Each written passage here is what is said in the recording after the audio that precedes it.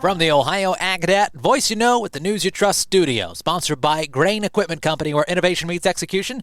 I'm Joel Bernard with your farm news to round up the day this Friday. Just a couple hours ago, USDA has announced a new, fairly radical national milk testing strategy looking to tackle the spread of highly pathogenic avian influenza, H5N1, in U.S. dairy herds, something that up until now they've really not been able to get a true handle on. The strategy is part of USDA's Animal and Plant Health Inspection Service introducing mandatory testing of raw milk samples nationwide under that new federal order.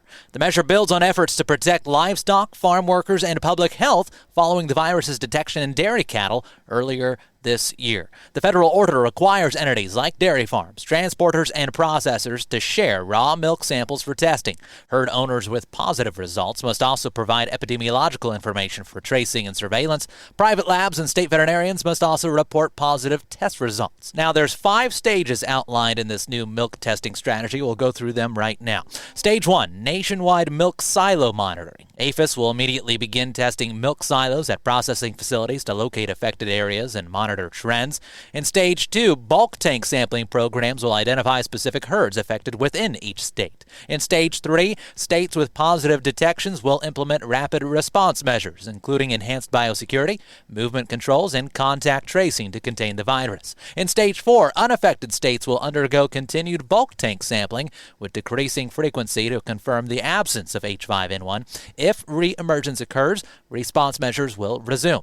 And in Stage 5, once all states clear Stage 4, periodic nationwide sampling will ensure long-term absence of the virus from U.S. dairy cattle. USDA says it complements existing orders requiring mandatory testing of lactating cows for interstate movement. Again, all of this with the goal of stopping H5N1 in dairy cattle. In other news, things heating up in our nation's capital for a piece of legislation that could have impact on ag operations. House Ag Committee Ranking Member David Scott calling out the conservative House Freedom Caucus for opposing a $98.4 billion disaster aid package proposed by President Biden. Scott accusing the caucus of denying aid to farm families recovering from hurricanes and a downturn in farm income. The Freedom Caucus is a group of around 40 GOP members. They're arguing the package is unpaid and politically motivated, arguing offsets from government spending instead. Their stance could complicate efforts to pass the aid, as Speaker Mike Johnson might need Democratic votes to move forward. Of course, all of this coming in the final days of Congress in this session. And a quick rundown of your other ag news headlines today.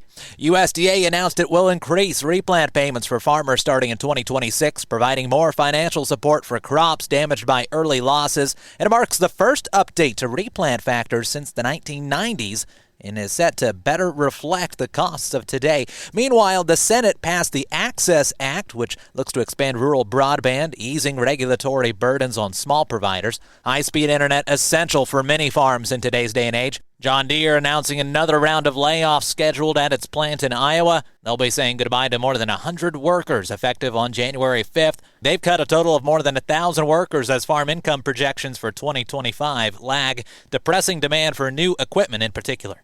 Over in South Dakota, university researchers there working to develop a vaccine for a new strain of a highly contagious disease that's hitting the U.S. poultry industry. Avian metapneumovirus, or AMPV, is an upper respiratory tract infection that affects all types of poultry, but most harmful to turkeys.